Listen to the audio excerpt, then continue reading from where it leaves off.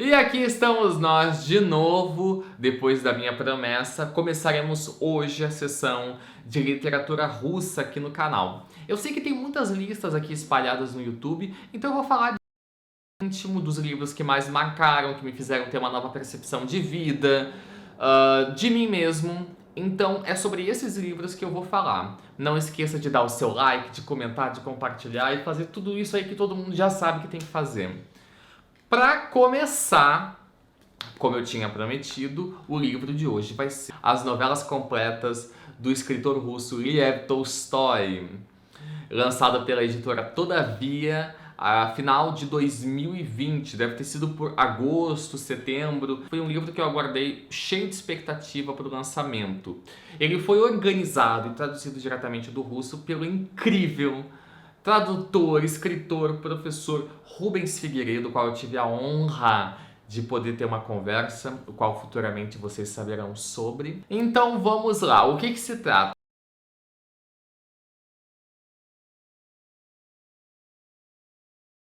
São essas. Temos Felicidade Conjugal, A Morte de Ivan Ilitch, Sonata Kreutzer e o Padre Sergiy, ou Padre Sérgio, como tem algumas editoras que publicam com esse título. Todas essas novelas você vai encontrar em qualquer editora no Brasil, vai estar publicando elas, avulsas, com exceção do Padre Sergiy, que a última vez publicada tinha sido na Kozak, na falecida Kozak Naif. O que essas novelas elas falam e por que elas são tão importantes? Lev Tolstói é talvez um dos mais, junto com Dostoiévski, ele é talvez o maior escritor russo de todos os tempos. Ele viveu na Rússia por parte do século XIX, morrendo em 1910, um pouco antes da Revolução. E esse livro aqui ele vai percorrer 40 anos, mais ou menos, de produção literária do Tolstói. Então ele vai acompanhar não só momentos pessoais do Tolstói, porque é óbvio, a obra ela está sendo impactada pela vida de quem escreve e pelo mundo à volta. Então ele vai ter os momentos pessoais do Tolstói, dos problemas de casamento, vão estar refletidos aqui, assim como a grande mudança que estava acontecendo na Rússia em meados do século XIX. Então esse livro vai ficar muito explícito isso. Eu vou falar um pouquinho de cada uma das novelas para depois comentar melhor. Então, o primeiro livro aqui, O Felicidade Conjugal, é sobre uma moça, a Masha, é narrado por ela. Então, aqui o Tolstói ele vai se colocar ele vai se colocar no lugar de uma moça de 14 anos, mais ou menos, que mora no interior da Rússia. Ela é de uma pequena nobreza, ela tem dinheiro, tem fazendas e tal.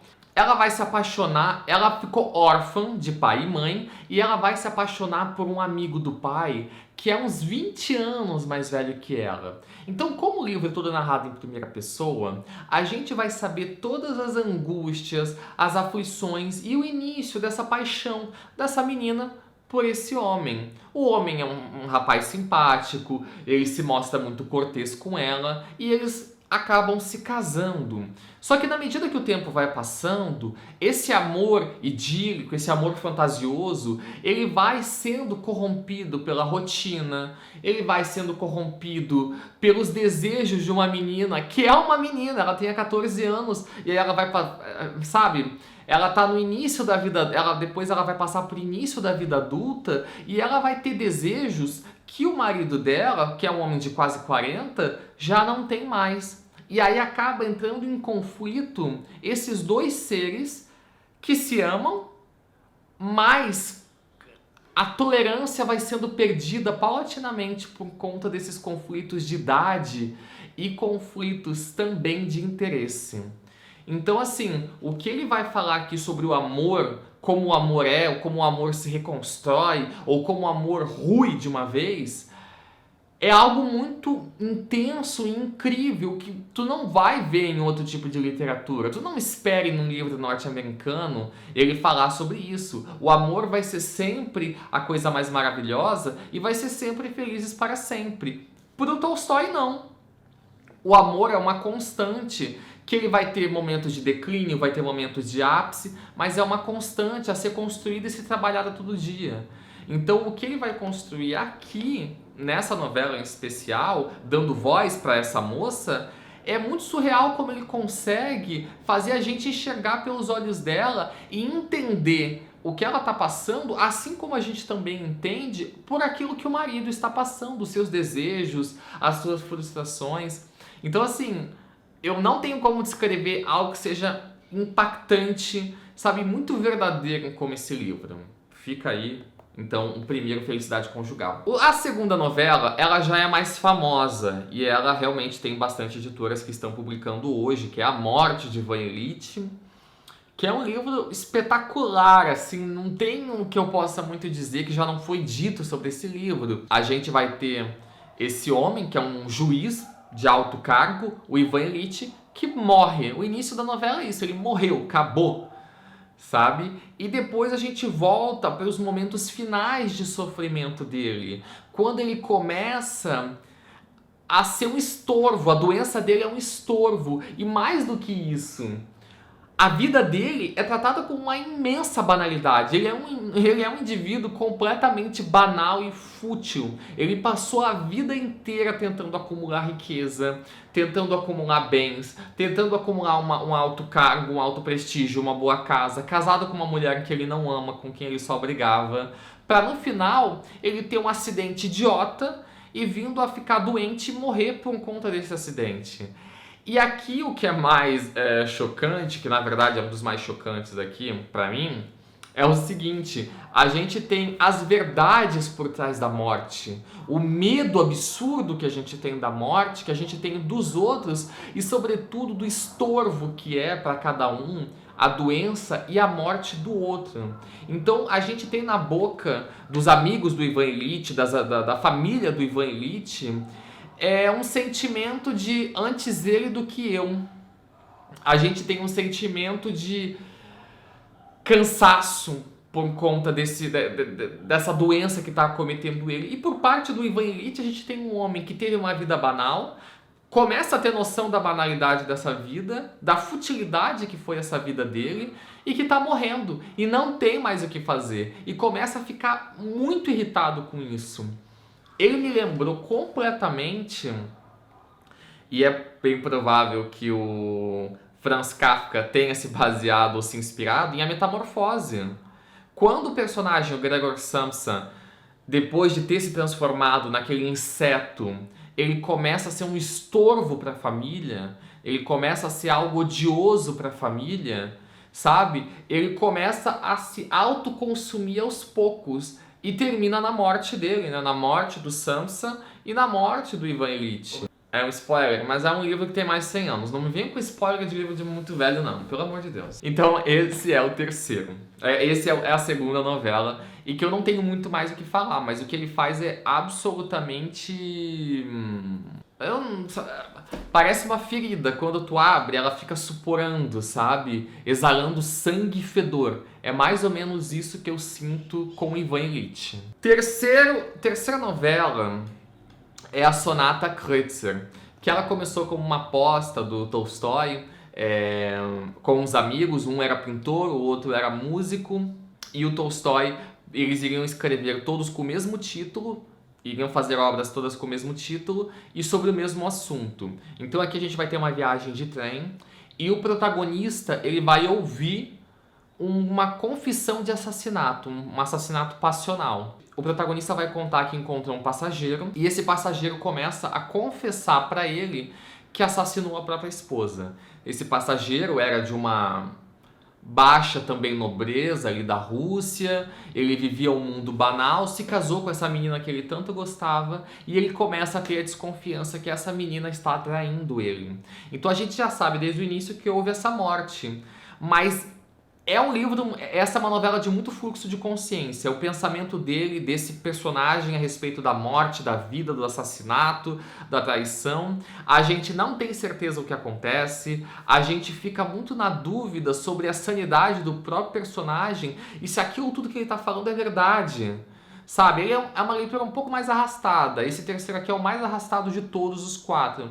Mas ainda assim é impressionante no momento final, quando ele resolve contar o que aconteceu com essa esposa dele e o que aconteceu exatamente no dia em que ele a matou. Então é uma coisa muito nojenta, muito crua, É um assassinato, é um feminicídio assim brutal, sabe? E o que ele vai fazer é simplesmente só validar a loucura desse homem, desse macho que quer a todo custo dominar a esposa. E o quarto é o padre Sierg, que foi talvez o que mais me tocou.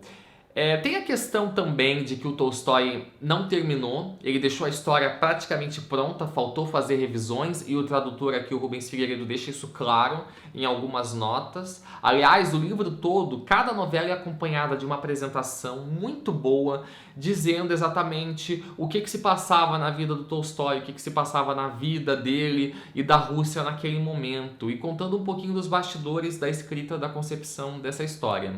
O padre Sierg vai contar pra gente a história de um rapaz, um nobre, que quando está prestes a se casar, ele larga tudo e vira um monge auto-intitulado Padre Sierg, que seria Sérgio em português. E esse padre Sierg, ele vai passar o tempo todo querendo ser o mais santo de todos. Ele vai passar por provações absurdas, vai ficar na clausura por não sei quantos anos, porque ele está tentando o tempo todo domar aquela visão, como ele chama, mundana, sabe? Ele quer expurgar aquilo que ele tem de mundano, ele quer se aproximar de Deus, ele acha que os pensamentos dele são errados e tal. E é no final do livro, depois de percorrer todo um trajeto de suposta santidade, em que o personagem ele se dá conta daquilo que realmente era mais importante e aquilo que realmente era mais verdadeiro com a noção de fé que ele tinha. Então é só depois de muito pelejar que ele vai ter uma noção de quem é ele próprio e por que ele fez tudo o que ele fez e o que ele fez de errado nessa trajetória. Ela é a mais curta, realmente. Pelo fato do Tolstói não ter terminado, talvez ela é a mais simples, as palavras, o jogo de palavras, tudo aqui é muito simples, na verdade. O Tolstói escreve de uma maneira que chega a surpreender, porque a gente tem essa coisa dos russos achando que vai ser uma leitura mega difícil, mas aqui o que ele faz é uma leitura fácil. Não tem palavras complicadas, há uma fluidez absurda de texto, e que aqui o Rubens Figueiredo emprega com uma absoluta precisão, cirúrgica até, sabe? Como ele vai construir, vai conseguir dar nome para esses vocabulários russos para o nosso português. É o meu primeiro Tolstói. Eu tinha aqui uma outra versão. Onde é que tá? Aqui. Eu tinha aqui uma edição que eu comprei num sebo de A Morte de Ivan Ilitch, que eu acho que é traduzido diretamente. Eu acho que é traduzida do espanhol ou do francês, aqui não deixa claro. Quem foi o tradutor não me alegra nem um pouco, é o Carlos Lacerda. O Carlos Lacerda, não vou aqui entrar em detalhes, é uma pessoa que não merece ser levada em consideração, apoiou o golpe militar, fez o diabo contra Getúlio Vargas, enfim. Aqui, nem me dei ao trabalho de ler esse livro aqui. Foi quando saiu essa edição do Rubens Figueiredo que eu falei, não, agora eu vou ler realmente Ivan Ilitch. E foi algo muito incrível, mas também é muito pesado por conta dos temas. Eu confesso que eu demorei um mês para conseguir ler ele todinho, acabei ele um pouquinho antes do final do ano. O que ele consegue fazer aqui é falar sobre nós mesmos, são personagens reais com sentimentos reais. São personagens que eles estão despidos. A gente sabe no interior deles, como narrador, seja em primeira pessoa, seja em terceira pessoa, a gente sabe exatamente aquilo que eles sentem. E eles são muito autênticos com eles mesmos. Embora eles se transvistam com uma armadura para poder encarar a burguesia e a alta sociedade russa, eles são fiéis àquilo que eles pensam, e é isso que é o mais gritante e que acaba sendo um espelho para quem lê. O que eu tinha falado no outro vídeo é verdade sobre esse livro. A gente acha, nós aqui do século XXI, que vivemos nessa atualidade, achamos que os nossos sentimentos são os mais válidos, que aquilo que a gente acredita é a verdade absoluta. Só que existem sentimentos humanos que são trazidos pela humanidade desde que a humanidade é a humanidade, então não tem como se desassociar disso. O que ele vai trazer aqui para falar sobre essa cobiça, o ódio, a inveja, o amor, a paixão, a devassidão, tudo isso aqui são sentimentos que percorrem cada um de nós. E é isso que talvez fica mais implícito na obra do Tolstói. Ele vai falar de uma Rússia que está que ainda é muito feudal. Ela tá dando, é uma Rússia que ainda é muito feudal. Ela tá dando inícios a um processo de industrialização, mas é pouquíssimo. Ela tem uma burguesia incipiente, ela tem uma nobreza incipiente, gente que não faz nada por ninguém, gente que não enxerga nada além de si próprio, que não é nada diferente do que a gente vive hoje. Então, a minha dica de ouro é, então, que você comece com Novelas Completas do Tolstói, o livro que saiu do forno agorinha e que é uma leitura incrível, que vale muito a pena, que se você não conhece, se você nunca tinha lido Tolstói como eu acho que para começar as novelas completas dele são assim o que há de mais primordial. Eu tenho aqui também, que tá para leitura esse ano, o Guerra e Paz, que é dele. Eu quero muito botar em dia Ana Karenina. Enfim, tem muitos aí que estão aí na minha prateleira para serem lidos. E assim acabamos este vídeo de hoje. Espero que vocês tenham gostado. Espero que tenham gostado de me ver novamente aqui numa periodicidade. E a surpresa que eu tenho é a seguinte: graças a um casal de amigos meus que eu amo de paixão, ao Vinícius e ao Orlando, eu consegui uma entrevista exclusiva com o Rubens Figueiredo, que foi um momento maravilhoso. Ele deu dicas valiosíssimas para mim, que me fazem muito sentido. Ele teve um carinho imenso para contar do processo desse livro, como foi a escolha dessas novelas. Então fizemos obviamente tudo utilizando cada um em sua casa, né, utilizando o Google Meet, mas ficou muito legal de poder escutar o Rubens Figueiredo falar, quando em breve vocês vão ter essa entrevista aí para poder assistir, beleza? Então é isso, um beijão, até o próximo.